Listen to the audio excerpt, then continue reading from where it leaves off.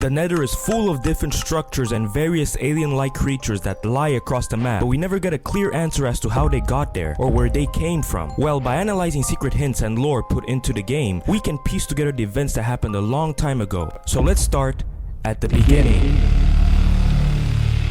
Long ago, the Nether was called the Kingdom of Neph, a place home to the Nephians, a peaceful tribe of monks who lived in harmony along with the creatures populating this world. Above the kingdom was the Hole of Death, which separated their world from the surface. No Nephian was allowed to go to the outside, as their philosophy said that they should be happy where they are and never look for more. Throughout the years, the Nephians had built entire structures made to protect one thing, the Star of Hope. This star was believed to be the piece that kept the entire kingdom alive. But one day, something happened that would change everything. The Nephians had a tradition. Every 1,000 years, a baby would be born with a scar on his face, and that baby would go on to become King of Neph. So one day, in a small village, a baby was born. His name was Crimson. Hello. Oh my god, he has a scar! My son is a king! The people cheered as a new king had just been born. They believed he had been sent by the gods to lead the people to greatness. As he grew up, the young king started developing special abilities like being able to cure people's diseases or making plants grow faster. Wow, how did you do that? He used these powers to help the people of his kingdom, and everyone loved him. But while Crimson loved his kingdom, he'd always been curious as to what lied beyond the hole. Of course, he never talked about it, as wanting to go through the hole was considered a sin in their culture. But one day, he noticed a silhouette coming down from the hole. The figures flew down from the sky, and out came a group of people. He had never seen people from the outside. See, although Nephians aren't allowed to go to the surface, people from the outside regularly visited the kingdom for trades and exploration. As they were wandering around, Crimson noticed that they had items he had never seen before. Shiny golden armors, tools like pickaxes or swords. These were all things you weren't able to get in the kingdom of Neph. The color and beauty of the gold fascinated him. Wow, that suit is so pretty. Dad, could we go to the surface and take some of these resources? No, son. You know we aren't allowed to go up there. It's against our culture. It is said that if a Nephian ever goes to the surface, it would be the end of the world. That's not fair. Crimson was stubborn. He spent days thinking about what he saw, not being able to take his mind off the gold that the outsider was wearing. He knew the philosophy of his kingdom was against chasing something you couldn't have, but this simply felt unfair to him. Who even made these rules anyway? So one night, without alerting anyone, he snuck out of the fortress and used his powers to dig a hole all the way to the surface. As he arrived at the top, he saw the overworld for the first time. He looked out and was amazed to see how beautiful and magical the outside was. Wow, this place is so pretty. He had never seen animals like this. Mountains, trees, rivers. He was already falling in love with this place. But all of these emotions went away as he realized none of the people from his kingdom would ever get the chance to see this. Why weren't the Nephians allowed to go up there? This isn't fair. We're stuck in a giant cave while people get to live up here? I need to stop this. As a king, he had the responsibility to lead them to a better life, so he was going to tell them about what he saw. He went back down to his kingdom and gathered everyone for an announcement. My dear people, I have decided that we will all extend our kingdom to the world of the surface. Everyone in the audience was shocked and baffled at what they had just heard, and started wondering why he would say such a thing. After all, going to the outside was considered treason, but the people trusted their king too much, so they kept listening. I have seen the outside. It is the prettiest thing I have ever witnessed. I'm inviting anyone who is interested to come and explore it with me. The entire crowd stayed silent. Not a soul stood up to come with him, except for a group of people who decided they would go with him. So for the next few days, they started building a staircase that reached all the way to the hole. As they entered the overworld, their jaws dropped. This was the prettiest place they had ever seen. Soon, they started making a base using the new blocks from this mysterious world. But soon after, a group of men wearing armor noticed them. Hey, you guys are Nephians! You aren't supposed to be up here! Oh, don't worry, we simply moved. This place is great. No, this is our territory! You are not allowed to build here! But we are good people. Can't we all just live in harmony in this place? That's it! Take them down! No! Crimson watched in horror as dozens of his tribe members got murdered by the men. I need to go back in the hole. Crimson had just witnessed his own people getting killed because of his decision. It made him angry. This wasn't fair. He wanted to bring them up here so they could have a better life. How dare they do this to us? Filled with rage, he ordered everyone to go up and defeat the people who wronged him. Oh god, I think there's more this time! Run! But before they could go further, the king used his magical powers and threw a spell at them, and the men turned into green, lifeless creatures. With my powers and our army, nobody will ever wrong us again. Slowly, the army of Neph took over the overworld, building underground cities to hide from the outsiders. He ordered them to gather resources. They made armor for the first time and were becoming more powerful than ever. But what Crimson wanted wanted the most was gold. He was obsessed with it. Unfortunately,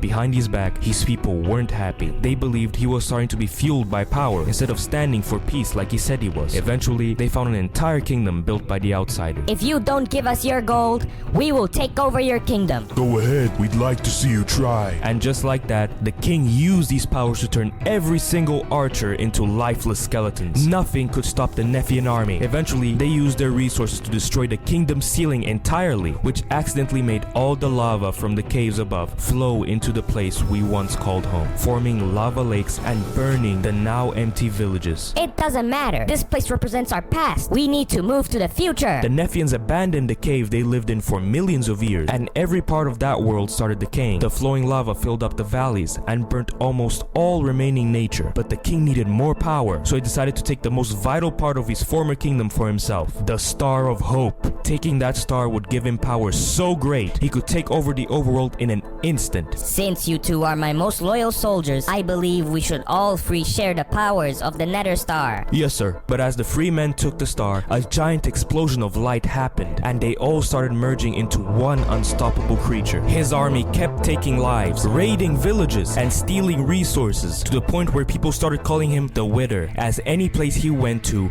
would wither away and die. But the Nephian people weren't happy. Their blind trust for their leader had led them to go against everything they once stood for. What was once considered a group of peaceful beings were now barbaric raiders that would destroy anything and anyone who stood before them. This wasn't making their lives better. If anything, the constant fighting made it worse. So one day, Crimson's mom stood up for the people and confronted her son. Son, you need to stop this. We're tired of the raiding. You promised you would give us a better life by bringing us here, but you're forcing us to destroy everything we come across. We are a tribe that stands for peace, not war. This is peace, mother. Don't you get it? These people are evil. We're eliminating them so that peace is the only thing left. Death is not peace. That's it. We're going back to the Neth Kingdom. No, I am the king. You do what I say. If I say you need to get me gold, you get me gold. We won't keep getting gold for you, and no amount of your magic powers will make us do that. Oh yeah? In anger, the king used his power against his own people, turning every one of them into pigs that could only think about one thing, getting gold for him. Now they would finally listen. I'm sorry, mother, but this empire needs to grow. The king and his new army of piglins went back to the cave to prepare a better plan in order to take over the overworld. He used these powers to make blazes and gas, throw fireballs instead of seeds, and slowly all the beautiful nature turned into red, burning blocks. He hated this place. He believed it represented a flawed philosophy that once prevented people from thinking for themselves. Now the only thing they could think of was to obey him. But one day, a man came up to him. He was the last Nephian alive. Son, what have you done? This place was meant to be for us, and you ruined it. How are you alive, father?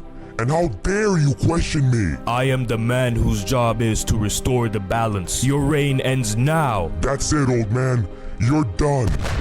What? How are you still alive? You have tarnished what was once a good place. You let it wither away and die. All that for gold? I am the king. You don't tell me what to do with my powers? The man then flew into the sky and started rebuilding the ceiling that once separated the kingdom of Neph from the overworld. Instead, this time, he built it out of bedrock so that nobody could ever exit this place again. No! The Wither King was now trapped for eternity in a kingdom that he had destroyed out of greed. This place will not be remembered, and the memory of everything that this place once was will haunt you forever. Why? Everything I did was to protect and empower my people. My people deserve a better life. Protect my people.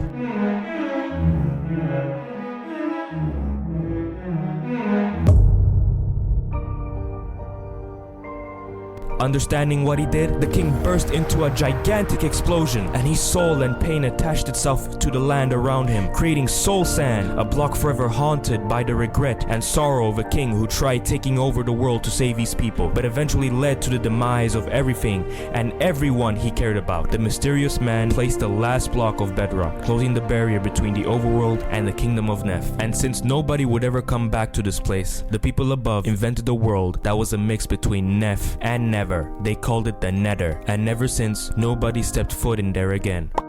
Oh god damn it! Can anyone stop the noise? That's insane.